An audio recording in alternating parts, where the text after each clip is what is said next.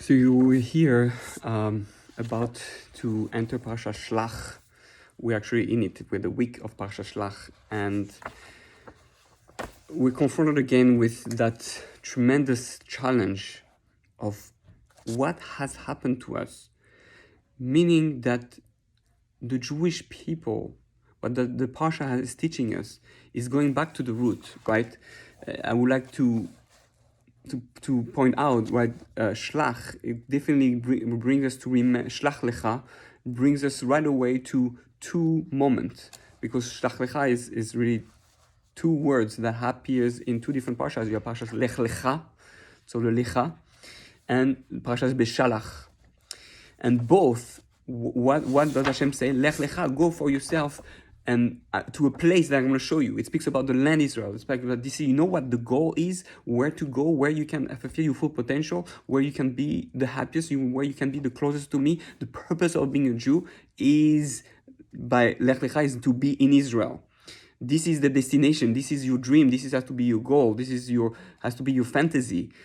And same thing, Beshalach.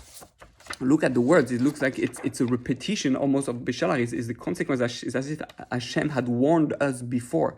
What does it say? ויהי בשלח פרעה את העם, ולא נחם אלוהים דרך ארץ מפלישתים, כי קרוב הוא, כי אמר אלוהים, פן ינחם העם בירוסה מלחמה ושבו מצרימה. It happened when Pharaoh sent the people, right, out of Egypt, that God did not lead them by the way of the land of the Plishtim, Palestinians, okay? Why? Because it was near Egypt, and for God's sake, perhaps the people will reconsider when they see a war, and they will return to Egypt. They're going to see that there's so many problems with the Plishtim, with the Palestinians, with what's happening, and you know, I'll just say, I go to France, I go to Italy, Spain, Germany, America, nothing, everything is closed nowadays, just a little airplane, and I go visit once in a while. So God knew that because of the intensity of the place, and because there was a war to fight, to go to Israel, they're going to want to stay in Egypt. They want to stay comfortable. Parasha SHLACH pushes us to reconsider why we're still where we are.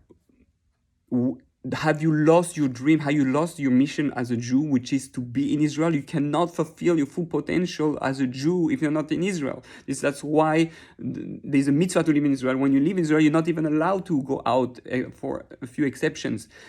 But we have to understand that we have lost the love for the land of Israel. When you speak to people, okay, what do you want to do in life? Oh yeah, I want to have a career, I want to do this, I want to do that, I want to travel the world.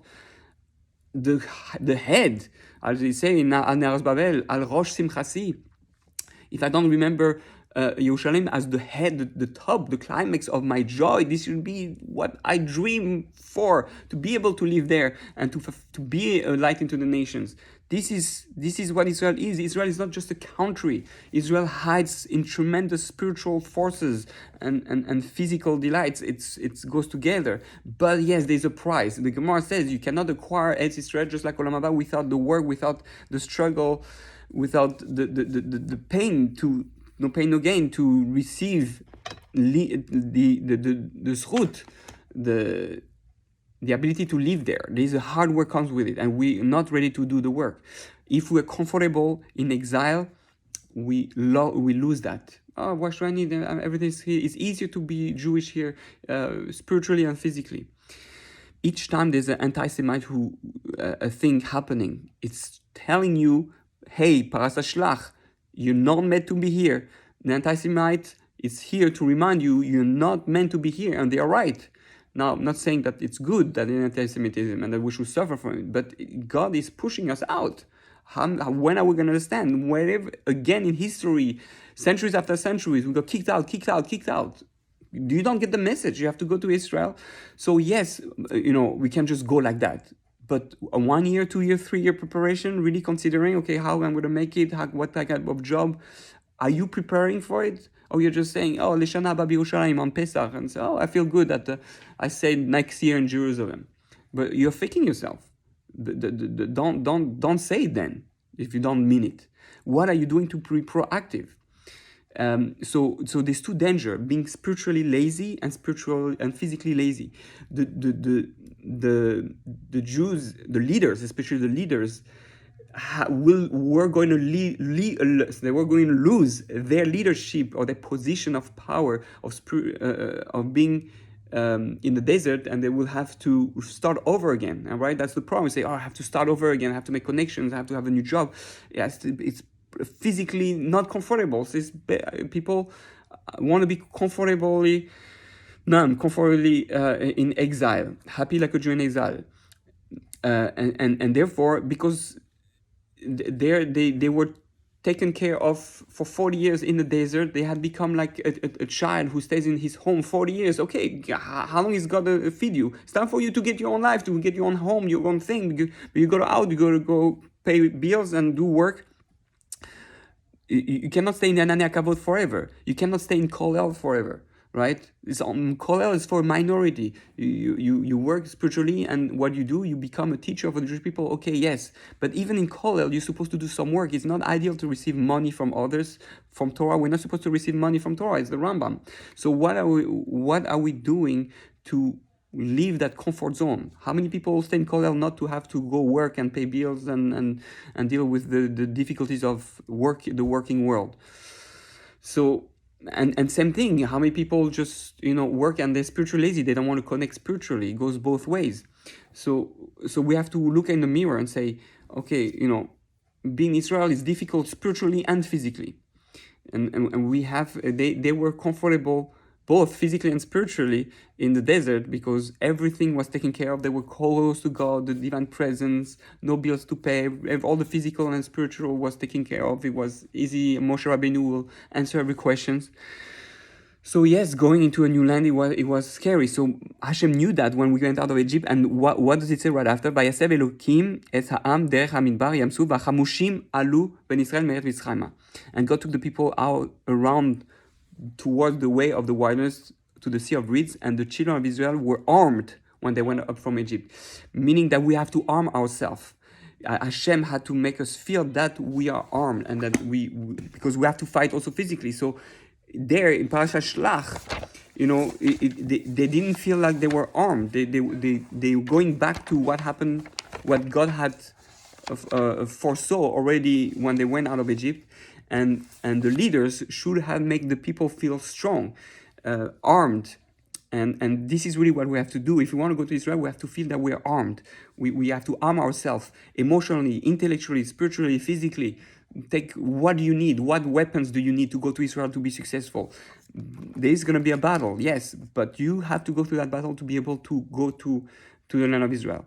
Again, each one of us, I'm speaking to myself, each one of us who is not actively preparing to go to Israel is delaying redemption. If all the Jews were in Israel, instantly, guaranteed, Moshiach will come. This is not from me, it's the prophet. If we're all there, the Shechina is, when we are all one, the Shechina is there, and not one missile from Hamas will be able to come. So we have to look in the mirror and face ourselves. And if you're faking yourself, at least say it. I know I'm staying in outside of Israel, and I don't have the courage to do it. I'm lazy physically, spiritually, but at least you tell yourself, and that can push you one day to actually make the same. But be honest with yourself. Now, while we are outside there, what are we doing to fall in love with the land of Israel? How many yeshivas and how many teachers, rabbis teach about the love of Israel, the uniqueness of Israel? If we really understood what it means to live in Israel, then perhaps maybe we will go and run for it. Why is it such a special land? What's so spiritual about there? What's so amazing about being there? There is no Judaism without being in Israel. All the laws of being a Jew, you cannot do everything if you're not in the land of Israel, with all the laws of the land, all that. Each one of those mitzvot, of those commandments, gives us a tool to become more refined, to be more spiritual, to be more of a Jew. So obviously we're missing a lot. We're not complete. So this is what we have to understand, Parasha SHLACH. Enough of listening to the leaders. The leaders don't tell you to go to Israel. You go to Israel. Because the same thing. Do you think the rabbis here, they won't go there? Nobody, they don't have a kehillah, they don't have a congregation. They're not famous. They're not going to be famous anymore. They have to start again. So, and why do the rabbis don't speak about the land of Israel? Why don't they go there themselves to be the role model? Every rabbi should say, let's move together and plan it out. So we see that Parasha SHLACH is really pushing us into the corner. And we understand that each time we go to a Tisha B'Av, and God forbid we should have another Tisha B'Av this year, but each time we have a Tisha B'Av, it's showing the lack of love, of desire for the land, for being close to Hashem, for being spiritual, and we are... And we're being disconnected. We are falling. Rashi says chamushim. Why it says chamushim, which is being armed. Chamesh means 5, means that we were lacking. What did he say? Forgot. Oh, because 1/5 of the people, so 1/5, the 5 remembers that 1/5 of the Jewish people died in the plague of darkness. They stayed in Egypt. They didn't go out, right? It's the problem. It's the problem that we are gonna be stuck in Egypt.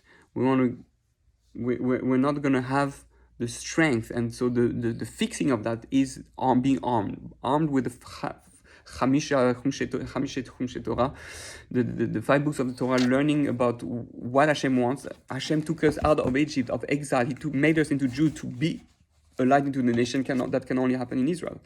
So we have to be really, really careful and make sure that we don't listen to the voice of the Lashon Hara of the rabbis who which is the snake that's saying not good things about the land. That say no, it's not good. We have to wait for Moshiach. We have to. I know there are different opinions, but at least even for those who hold those opinions, there should be a tremendous desire and love. Are you buying food from Israel? Are you praying for Israel to be able to be in Israel? How many times do you cry like Tikkun Chatzot for not being able to be in Israel? So we don't really feel it. We're numb. We're numb about the land of Israel. We're numb. We forgot our mission. We lost ourselves. And anti-Semitism is increasing. What's happening now in the world, we know it's the last wave. It's going to be stronger and stronger of anti-Semitism. Some say it's going to be worse than the World War II. Hopefully not. But we have to awake. That's what happened in Germany. We called Berlin the New Jerusalem. So, you know how many Jews live in Berlin now, how many Israelis? Like, it's crazy. What are you doing there? You want to repeat history, right? Like one who said, the thing that we learn from history is that we don't learn from history, right? So it's so true, and we have to not do that mistake. Learn from history, learn this parasha, find out how to love it and fall in love with the land of Israel, and especially on the spiritual level, understand why it's so special to be in the land of Israel, because that's the only way to really took the action to go there. We have to repair the thing of the spies. And it's not for no reason that 10 tribes got lost. Those 10 tribes, they got lost, right? 10 out of 12 tribes. So we have to understand that just like those 10 heads, lost themselves and they were scared, we didn't look at ourselves as strong enough. We didn't build the weapon, the inner confidence that we can do it. I can go to the land Israel. But yeah, take some chamushim, take some arms, arm yourself and go. No more excuses. No, stop being lazy, spiritually and physically. It's time for action. Moshiach is a man of action. He's going to fight physically and spiritually. A real Jew is someone who is in Kollel and go fights in the army in the same time. He does both. And let's remember who was in the army of the King David. Only people who were super spiritual and holy, who didn't talk during davening, right? That's who the soldiers were, not the Zionis, who are not religious, right? So understand that being someone who is spiritual, who wants to be really spiritual, needs to put his hand in the dirt and work the land like a Zioni does, and plow and build and fight. This is what a real Jew, a real balanced Jew like Israel, like David HaMelech. So that's the model of the true Jew. And if we want to maximize ourselves and we're honest with ourselves, we're going to do the step necessary. We're going to prepare ourselves to go to Israel and bring the redemption once and for all. Shabbat Shalom.